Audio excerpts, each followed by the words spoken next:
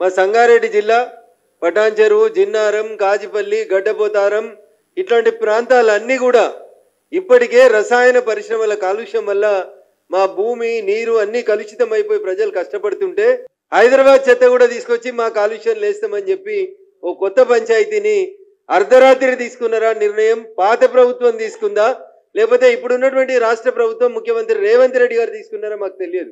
కానీ నేను ఢిల్లీలో ఉన్నాను, పార్లమెంట్ నడుస్తూ ఉంది. రాత్రి 12 గంటల నుంచి అరెస్ట్ చేసి ప్రజాప్రతినిధులందరినీ తీసుకొచ్చి ఇంకా వదిలిపెట్టలేదనే విషయం తెలిసినప్పుడు ఆ ప్రాంత ప్రజాప్రతినిధిగా తప్పనిసరిగా దీన్ని ఖండించాల్సిన అవసరం ఉందని చెప్పి ఇక్కడికి రావడం జరిగింది. వస్తూ కొంతమంది రెవెన్యూ అధికారులతో మాట్లాడితే, సార్ 2015వ సంవత్సరంలోనే అప్పుడున్న ప్రభుత్వం 152 ఎకరాల భూమి ఇచ్చింది సార్, మమ్మల్ని ఏం చేయమంటారని చెప్పి వాళ్ళు చెప్పడం జరుగుతూ ఉంది.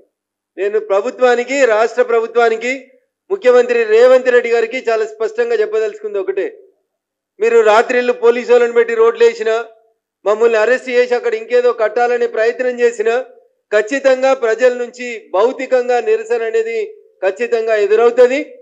మీరు కాదు కూడదని పని మొదలుపెట్టినట్లయితే ప్రత్యక్ష పోరాటానికి దిగుతామని చెప్పి ఈ సందర్భంగా హెచ్చరిస్తా ఉన్నాం.